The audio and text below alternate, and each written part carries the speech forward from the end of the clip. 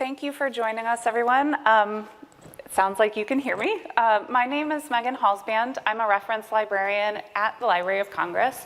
And today I'm joined by Nisi Shawl and Jamar Nicholas to talk about their two recent books and kind of just nerd out. So I thought we'd get started for those of you to do a little bit of an introduction and talk about yourselves a little bit and your process, and then about the books. Does that work?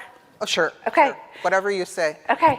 So my name is Nisi Shawl, and Nisi is short for Denise.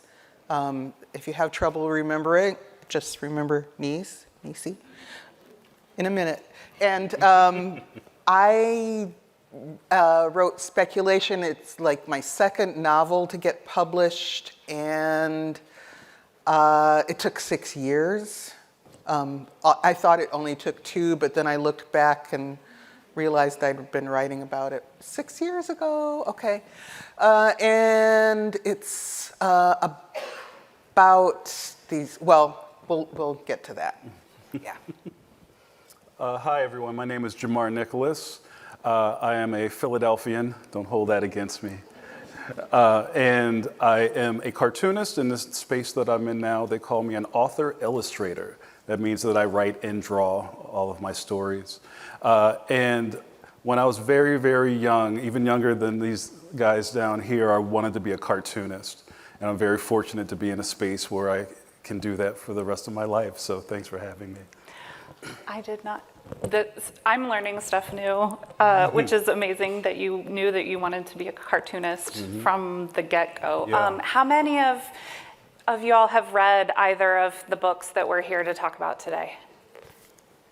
No? Some? Okay, well, if you haven't read it, either of them, you're going to want to read them after we're done. Who wants to go first to talk about, Nisi, you said that this is 6 years in the making? Yeah. I mean, I was doing other things at the same time, but yeah.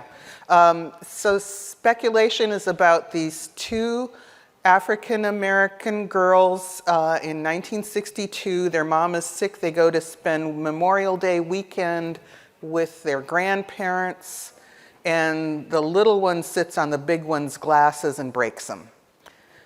Yeah, and then, so the weekend is supposedly ruined, but then her grandfather says, hold on a second, you can wear your great aunt's glasses.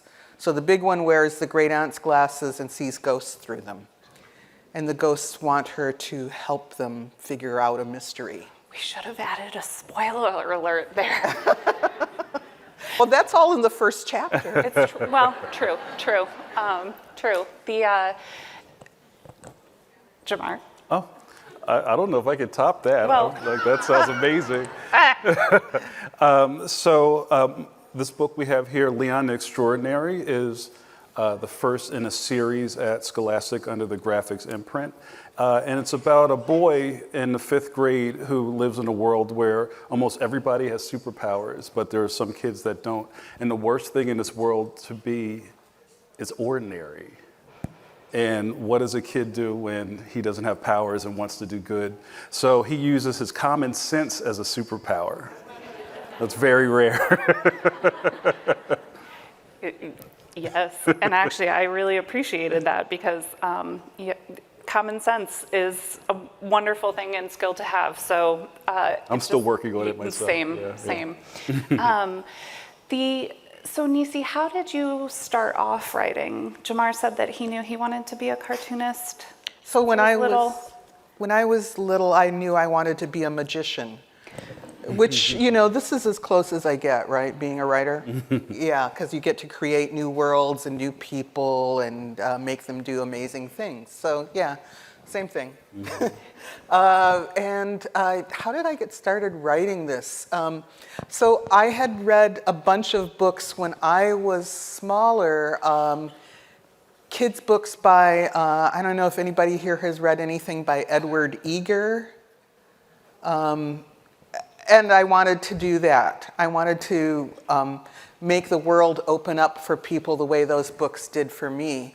But the thing with the kids in the Edward Eager books, they're all white. And I thought, well, you know, you could get a little closer to what I was like if they were not white.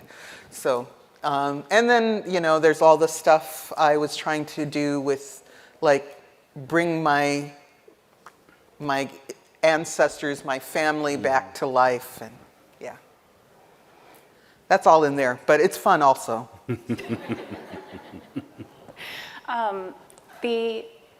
One of the things that I really enjoyed about both of your books was that, you know, you could imagine yourself there. Yeah. And I read the Edward Eager books as well, and Edgar, sorry, when I was younger, except I could not remember the author's name when you actually told me, but once you reminded me, I remembered. But that there's just this little bit of something extra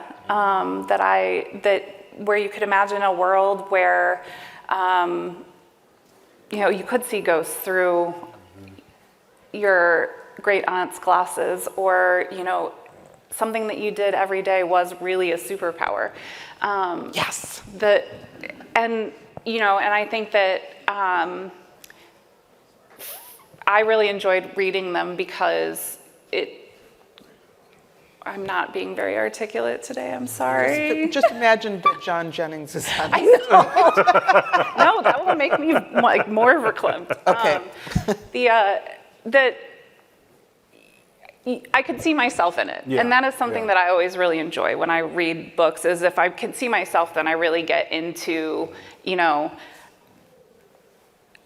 whatever it is that I'm reading and that Yeah. world building. And so I am usually the kind of person who likes to know like some of the behind the scenes. So when you're writing and when you're drawing and creating a book, do you have your own like space that you use? Do you have a certain pencil that you like to use, or music that you like to listen to? Do either of these books have a playlist? Yeah, I can start. I have a studio where I spend a lot of time in a chair. And what's really, I think, important, especially for young people to know about doing something like this for a living, is that there are points when it isn't fun. Like, it's work, right? And it's a really fantastic thing to do. So there's points where I can't always just have, you know, like this really great playlist going, you know? So you Yeah. kind of live inside of the work. There are some really great things that I like to have around me, like my poodle. I have a standard poodle named Cosmo. Yeah, I've tried to bring him, but they wouldn't let him on the train. Yeah. And, you know, just kind of, you know, the work in front of me is always really exciting. And being in a space where you can be creative is really, really important. So, you know, I love my studio, and I love just being able to sit down and do the thing. Yeah, some people can, you know, have a space. Some people can be creative anywhere, and it kind of, you learn as you go. You can learn as you get older where that space is and how to make that happen. Oh, and you can expect it to change. Yes. Oh, yeah. Yeah, yeah. Yeah, I don't have a studio, I just have a desk. But I also have an altar. I do West African traditional religion, so I go to my altar and I say, help me to write, help me to do this, help me to do it well. Yeah. And afterwards, I'll give you some honey. And what else do? I have playlists, yeah. I have like Pandora stations and stuff. I have different food that I eat when I'm writing certain things, right? You too? Yeah. Yeah. Wow. Yeah. So to that, I think in the process, there's different kind of vibes you're going for. Like when I'm writing, I can't have anything around me playing because I just need to hear the type, or scritch. But when I'm inking, maybe I need something upbeat and loud. You know, so it really changes as the process goes forward. Interesting. But really, for me, it's like I need music, but I can't have it have lyrics in a language that I understand. Yes. Because that's just like somebody is like writing all over my page. Yeah. But the thing that you should take from this, everybody who's trying to write, is that it will be different for every person. Mm-hmm. So try different stuff and then figure out what works for you, because it may not be the same thing as works for, Elliot or Abbott or, Finesse or whoever. Mm-hmm. Just try it and then figure it out. That is one of the things that I have always enjoyed about coming to the book festival and getting to talk with authors, is to kind of hear about how they go about doing their work and how they got there, because it's magic, but it's not magic. Do you know what I mean? Yeah. It's, anybody can make something themselves. They just have to find what their thing is. Yes. And that can be really hard. And something, again, that in the books is, your characters do that. They find, something that helps make them who they are and who they're learning to be. And I really enjoyed that. And hopefully when everybody gets a chance to read all of them, you will find the same thing and many other things in there. Let's see, what else should we, I think we're gonna leave some time at the end for questions. And I know you guys probably have quite a few. Do we want to do questions Yeah, now? let's do some questions. Okay. Oh my God, we've had questions some for like questions? 5 minutes. I Yeah. love it. All right. How do we do that? In the purple shirt. Yep. Do you want to come up to the microphone? No. No? Okay. You have a comment?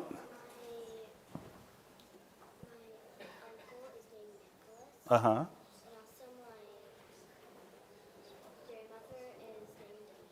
Wow. What? You should be up here. Yeah. So we share something in common. I don't know if you heard that. She said that, who is it, your grandfather? Your grandfather's name is, your uncle's name is Nicholas. And whose name, Denise? Your grandmother. Oh, that's very, very cool. Yeah, Yeah. yeah. You are destined. You are the child of destiny. How about you in a Mortal Kombat shirt? Can you get up to the Yeah, mic? can you talk into the microphone? That's cool, man. Just talk. We can hear you if you just... All right, my man, let's go. In your book, Leon the Extraordinary, Yes. I watched this one show, and your book you said that your book is in the world with everybody has a superpower except a few people. Yeah. It sort of sounds like a TV show I watched. Oh, I know what you're talking about. So I've been getting this a little lately. It's a manga, right? An anime called My Hero Academia. I've never watched that show.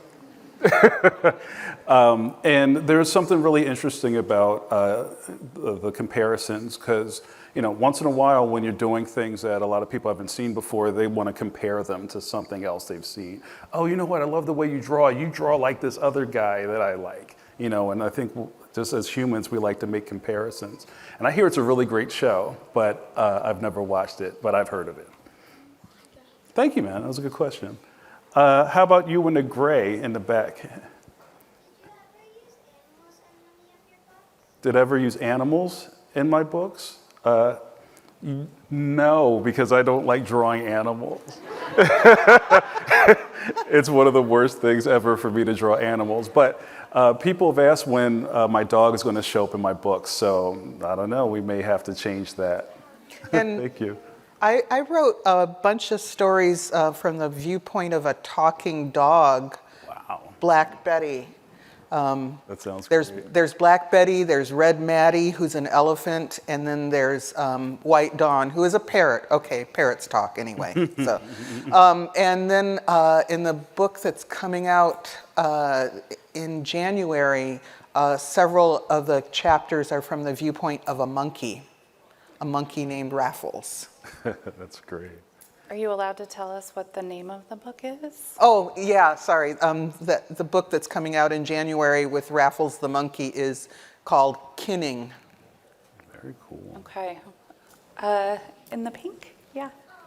In your book, do you want, is Leon extraordinary or extraordinary? You're going to have to read it and find out. That's a great question. And isn't it so cool that we can play with that word? Like, depending on how you say it, it could mean something else. That really connects with Leon. So I can't wait for you to read it and tell me what you think. Thank you. Can we answer questions from the back? Sure. You mean from the grown-ups? I mean, How about you? All right, cool. How about you? Yes, miss. Yes. You. Yeah. I'm wondering what drew each of you to the fantasy science fiction world. What fantasy? No. You don't see ghosts? This is a surprise to me. No, actually, I write about the stuff that I really think does happen, and yeah, magic happens. It's real. That's all I'll say about that. I think in my instance, what I'm doing with Leon is a little bit of a love letter to comics. And even though I'm a cartoonist and I've drawn all types of comic books over the years, what I really love about Leon's world is that it's kind of a little nod to the tropes that we've all grown up with superheroes. Like, I bet if I pull this Beethoven bust's head back, I'll find a secret cave, and like, don't you know that the weatherman's a superhero? Can't you see the cape hanging out the back of his shirt? How come you can't see that? So that's one of Leon's things, is that he just kind of knows that there's another thing going on, and I always thought that was fantastic. So I guess that's a little bit science fiction. I mean, it's real, right? It is real. Yeah. So I keep looking for the secret compartment in my house, but I just keep breaking things. So one of these days. Thank you. Did we talk to you yet? Are you sure? All right, let's see what do you have? Go ahead. What is your favorite part of the writing process? Ooh, that's a great question. You want to go? No. No. What is my favorite part of the writing process? My favorite part of the writing process is when people have read my stuff and they understand what I'm trying to do. Yeah. When they get it. Mm-hmm. And that can be critics, that can be kids, that can be adults, strangers. My mom once got a poem that I wrote. It's so fabulous. What about you? My favorite part of the process is being finished. Well, it's a little different for me, and a big thing with cartoonists is that a lot of people, it's a visual thing, right? And people are like, oh, I really like that page you drew, or I really like, that's a really great mailbox you drew. But a lot of times people don't ask a lot of questions about the writing part, and you have to create the story to have the settings in the book. So what I really enjoy about writing is the planning, and I'm basically setting a stage for what I'm going to draw later. So it's exciting to me, but a lot of people don't ask about the writing, so I'm glad you asked that question. I've talked to a lot of cartoonists and illustrators and people working in comics where they talk about their writing process and that it really can be, they have a whole novel in their head and, but the way that they want it to come out is plus pictures. And so, it isn't actually that much of a difference between writing, a full-on novel and writing a graphic novel. It's just a slightly different way of showing the ideas in your head. Exactly. And just to add on to that, something that I like saying is I'm a visual thinker, and even when I'm plotting things out, I'll kind of do thumbnails. Do you kids know what a thumbnail is? Well, it means something different now with YouTube. A thumbnail's a little picture. It's the same thing. They're little tiny drawings of kind of outlines of what I'm going to do later. Like a sketch. Mm-hmm. Yeah, they're all little sketches. And that's where a lot of the thinking happens. So, is there more questions? How about you in the black? And then we'll come back to the pod people. Hey, Brittany. My son's 8 and he has stories scattered all over the house. Yeah. Paper. Do you remember your first story? And did your caregivers or guardians hold on to them? You know what? That's a great question. And no, I don't remember. I do remember the first character I came up with, and this was a little later. My first job. I love to talk about first jobs. My first job, I worked at a Kmart, and I found out that there was a staff newspaper, and I was like, "Do you need a cartoonist?" I would draw these really mean comic strips about the customers at Kmart. And what I found really exciting is that everybody loved it, and I was hooked. So, but no, thank you for that. That was a great question. Oh, there were two things going on. I had a best friend, and we would like write songs and make plays together. We did like a send-up of The Wizard of Oz using our teachers as the characters, yeah. But then the first one that I wrote, and actually on my own, was this sort of, okay, the world has ended, and all of these teenagers are going around to different sites, like going to bridges and engineering sites, you know, because they're sort of like in love with the technology that people used to have. It was a romance too, so that was the first one. Oh, wow. 9th grade, Mrs. Judd, English. Got a good grade on it. I'm impressed that both of you have those like stuck memories. I can't. I personally can't remember the first thing. Oh wait, actually I do. My mom kept one of my first drawings of a cat family, and so I had this whole little story about cats. I am an okay drawer and an okay writer. I like to read more than I do anything else. Do we want to? Sure. Some of the littles down here. Yep. How about you right in front of me? Yes. What's like your least favorite or the hardest part of the writing process? What's the hardest part of the writing process? Do you want to? Oh, there's so many hard parts. It really is. It really is work. But probably the hardest part is getting started. I mean, always, every time, you know, it's like, do I have half an hour? Well, that's not going to get me anywhere. Do I have an hour? Okay, now I can go. That's a great question. I think for me, it's editing. As I have so many ideas, I have to figure out how to not make them all happen at the same time.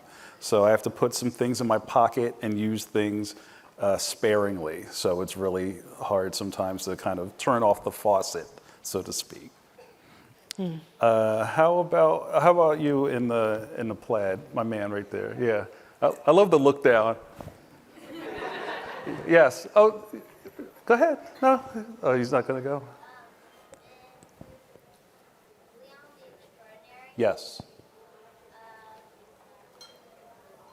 Well, you see that cape he wears? Yes. Do any of the people of power did look at him and they say, hey, you have power? Oh yeah, sure I have power. Watch this. Oh, I love it. Yeah, that's a big part of Leon's deal in the books. He goes to school cosplaying as a superhero. So even though he doesn't have powers, he has a tablecloth around his neck from home. And you know the big dishwashing gloves? Does anybody have dishwashing gloves at home when you wash the dishes? He wears those on his hands and goggles. And some kids at school are like, bro, what are you even doing? So that does come into play in the book. Yeah, that was a great question. Thank you. Oh, yes, there's a follow-up, yes. Some of the people of power, they use it for evil. Yeah, there are super villains. Yep, super bullies too. I think you need to read this book. Thank you. How are we doing on time? Can we do a couple we more? have a couple more. We have time for a couple more, or whatever you guys Oh, want no, to talk. I love the Beanie Babies down here. How about you in the corner? Yes. So for Lucy, I was just wondering, have you ever been like, because your book is set in the past, have you ever been like writing and then if you have characters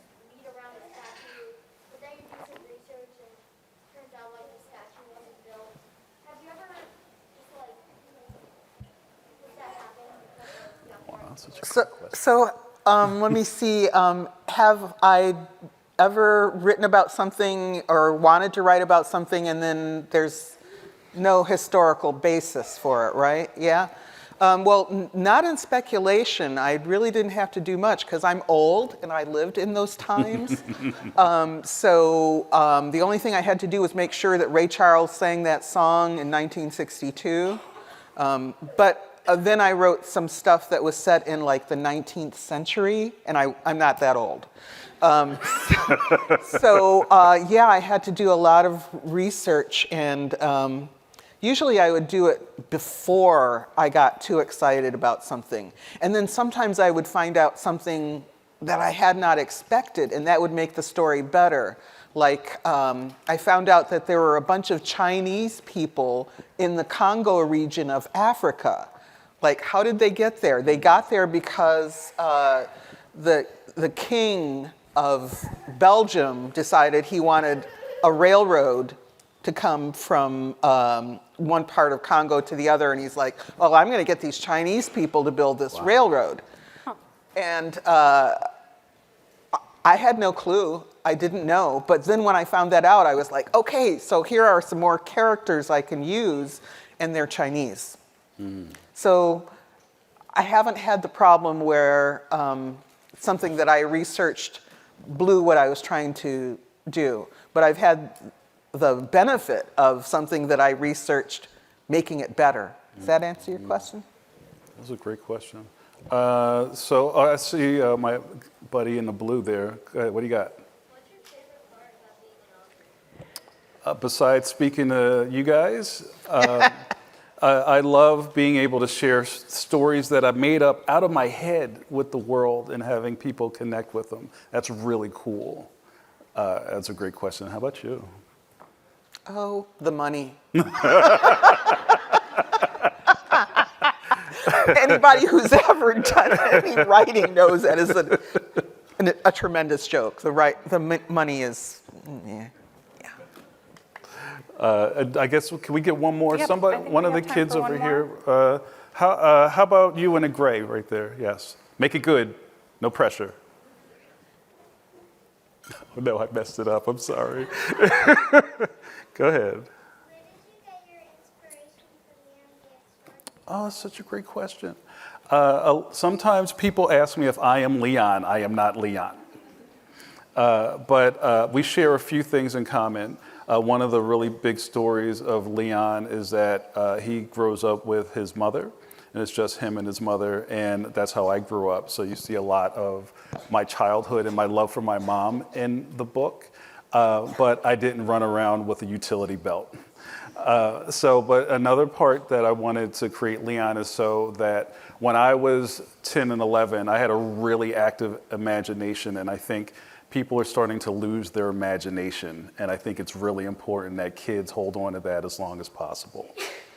Thank you.